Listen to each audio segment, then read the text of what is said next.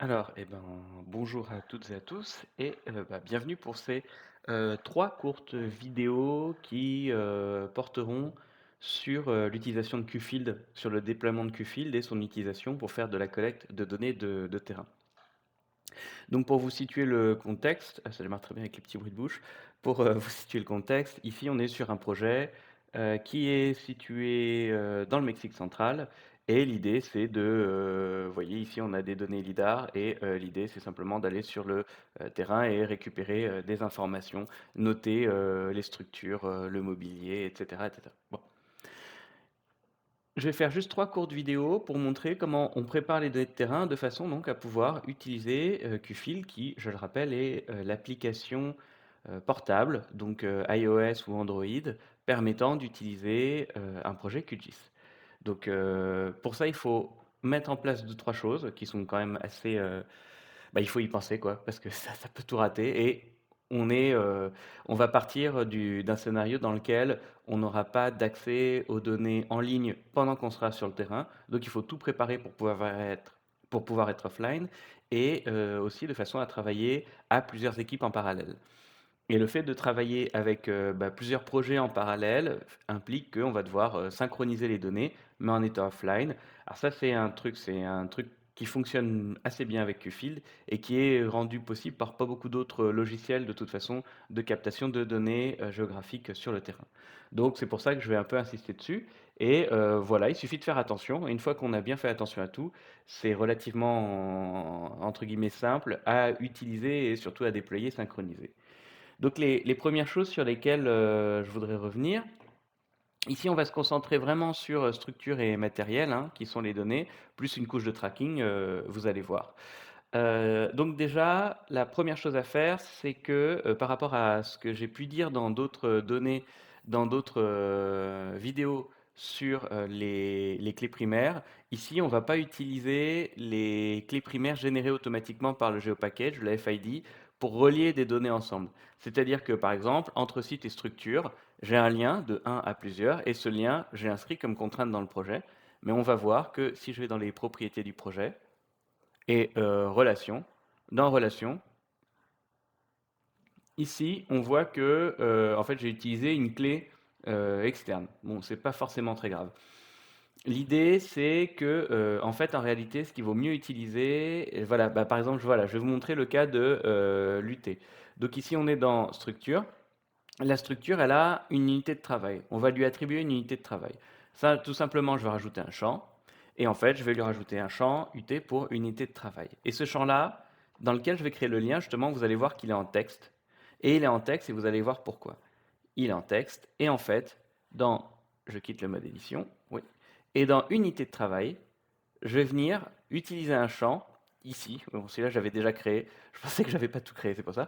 Mais j'avais déjà créé. Donc, c'est UUID qui tient pour Unique Identifier, si vous voulez. Et en fait, c'est une façon de générer un identifiant, comme donc l'équivalent d'une clé primaire, mais qui normalement c'est quasiment impossible de reproduire la même à l'identique sur un autre appareil quel qu'il soit.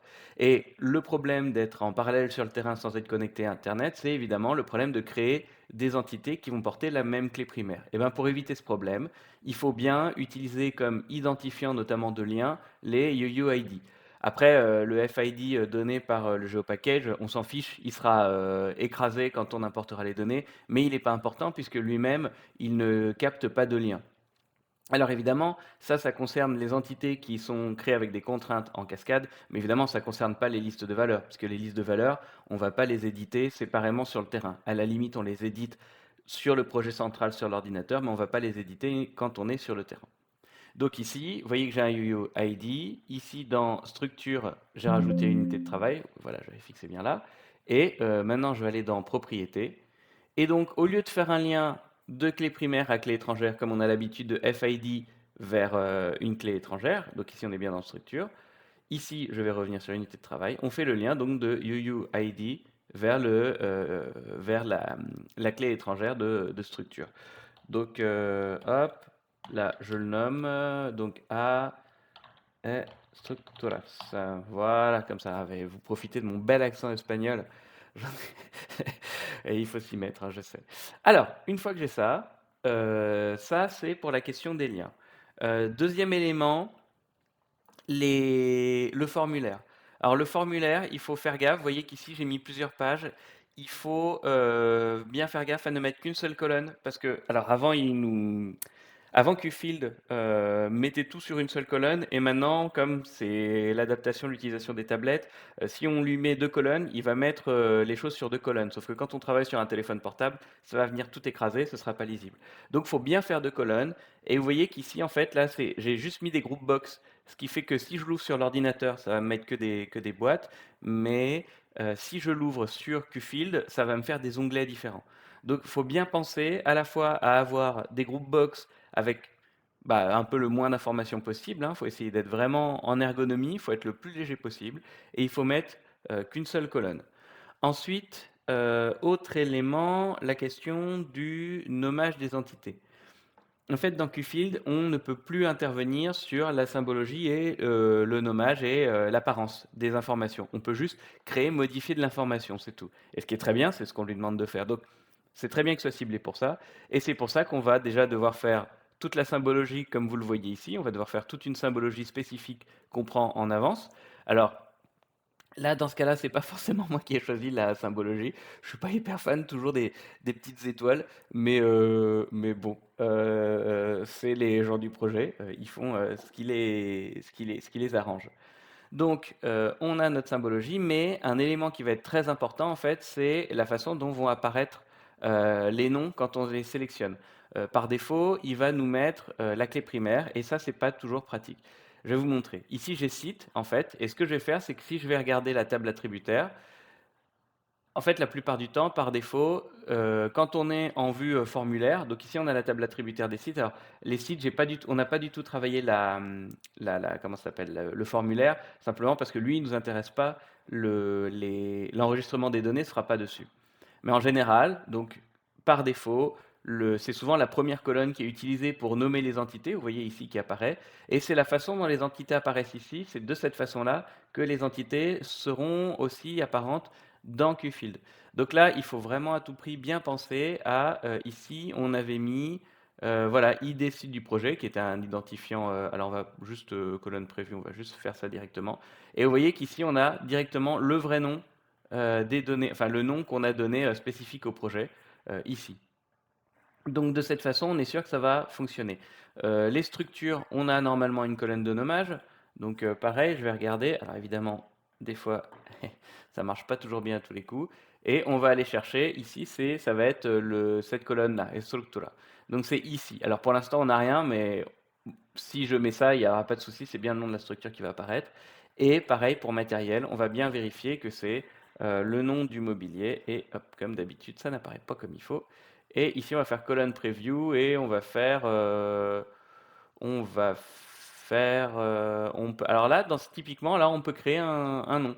Donc, par exemple, on va faire l'unité de travail. Et là, on peut créer une expression unité de travail.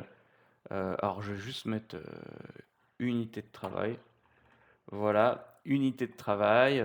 Et puis ensuite, alors je vais mettre un double pipe, ça veut dire que je vais pouvoir concaténer des données. Unité de travail, et je vais rajouter un autre champ et je vais l'appeler type de matériel. Voilà, tout simplement. Donc là, il n'y a rien, et comme ça, on aura juste déjà bon, l'unité de travail et le type de matériel qui apparaîtront si je clique sur la clé primaire, sur la table attributaire, pardon, si je sélectionne ça. Alors après, on pourra avoir des identifiants pour les différencier, mais on ne va pas s'embêter. Autre chose, comment on gère les photos? Alors maintenant, vous avez dû voir que dans QGIS, on peut mettre des photos. Il faut bien penser à mettre type de widget attachment. Et ici, en fait, Integrated Document Viewer, on met image. Il faut bien faire relative to project path parce que sinon, ça va les enregistrer. Enfin, elles vont pas se charger correctement. Et si on met tout ça, en fait, vous allez voir que dans Qfield, on a directement, en fait, il va directement faire le lien avec prendre des photos et on pourra prendre les photos directement avec Qfield et en plus charger toutes les données géoref de la photo. Donc c'est très pratique. Et puis même si je vais là, je vais pas forcément aller plus loin, mais vous voyez que je peux même choisir une expression pour nommer la photo. Donc, par défaut, les photos, plus extension, ça va être, JPEG, hein. C'est lié à l'appareil photo de votre téléphone portable. Mais ici, bah, là, ça va juste être le nom de la photo, ça va être material underscore et puis, la date. Mais je pourrais aussi choisir, material et puis, le nom de l'unité de travail ou la nommer. Et ça, le truc de pouvoir nommer automatiquement les photos par rapport aux informations qu'on enregistre dans le formulaire, dans la table attributaire, c'est juste phénoménal en termes de tri de photos. Il n'y a pas besoin de renommer, on prend les photos directement avec l'application Qfield et comme ça on peut passer à la suite. Enfin, autre chose qui peut être très pratique, surtout quand on fait des prospections et qu'on se déplace, c'est créer une couche de tracking. Alors la couche de tracking, c'est relativement simple. Bon, on peut lui mettre plein d'informations, mais nous, on va être au plus basique. Je vais ouvrir sa table attributaire en vue table. Vous voyez que j'ai juste mis FID et un timestamp. Donc il va juste automatiquement bon, bah, créer un champ de clé primaire, ça c'est normal.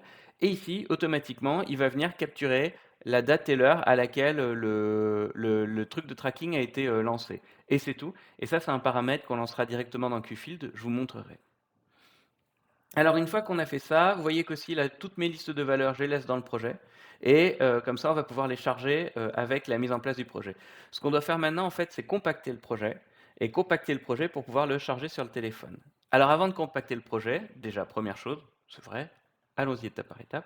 On va dans les plugins. Et dans les plugins, je viens charger Qfield Sync pour Qfield Synchronization.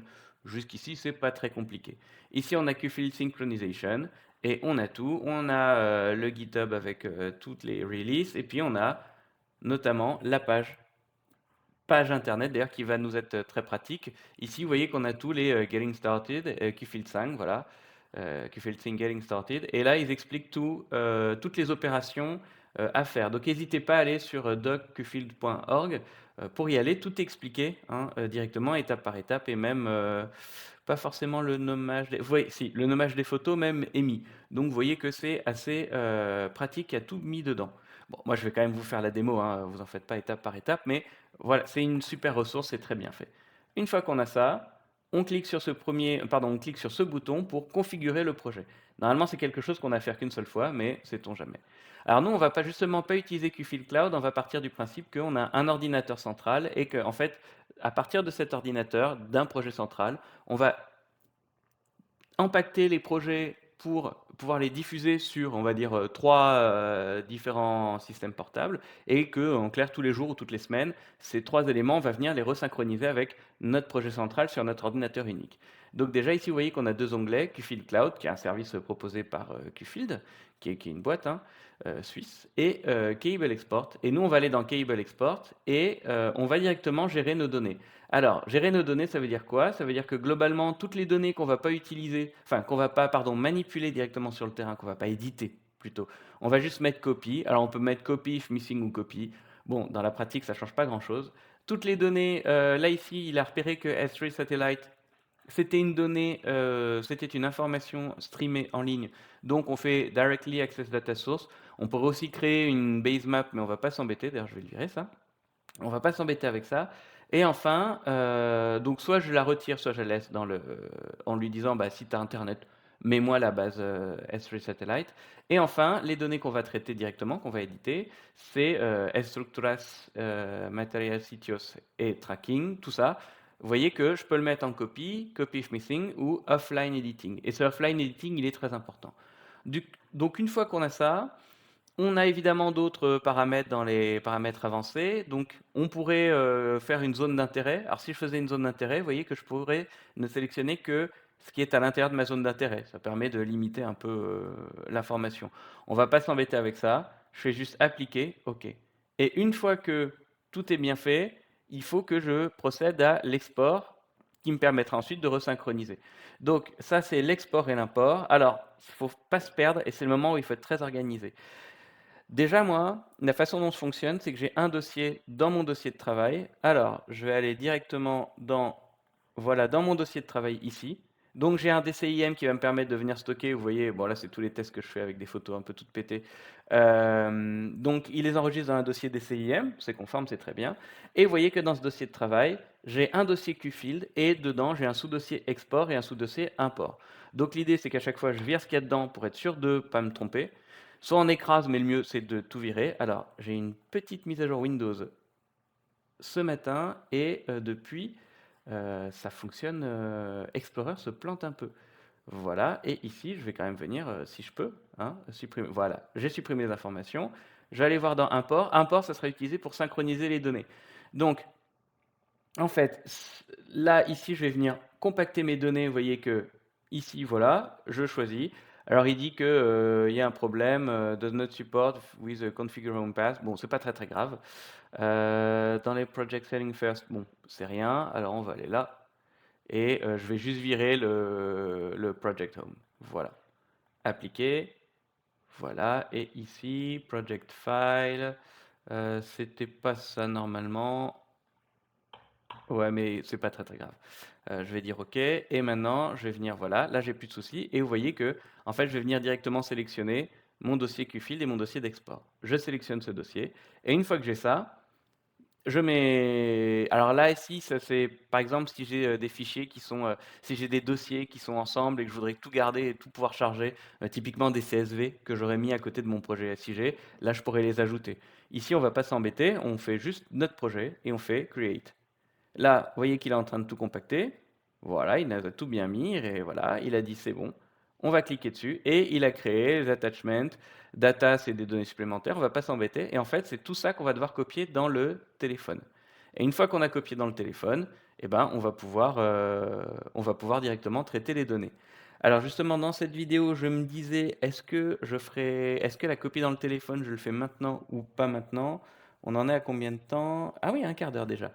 C'est un peu long, donc on va faire simple, je vais m'arrêter ici et dans la vidéo suivante, ça va être, l'upload sur le téléphone. Alors moi, en plus, j'ai un téléphone Android et vous verrez que la manip, elle est compliquée, elle est chiante, hein, littéralement chiante avec Android. Pour le coup, pour une fois avec iOS, c'est plus simple. iOS, il suffit de copier les données sur le téléphone. Dans Android, en fait, on ne peut pas accéder directement aux données. Donc, dans mon téléphone, j'ai aussi créé dans mes documents, normaux, j'ai aussi créé un dossier import et un dossier export. Alors à chaque fois, en fait, export, c'est quand on va vers Qfield dans le téléphone et import, c'est quand on va vers QGIS dans l'ordinateur. Il faut vraiment pas se tromper, il faut être concentré. C'est pour ça que je vais faire une vidéo spéciale. Pour le coup, avec AirDrop ou je sais pas quoi là, avec iOS, ça fonctionne sans problème. Et donc c'est pour ça, je vais faire ça dans une vidéo suivante.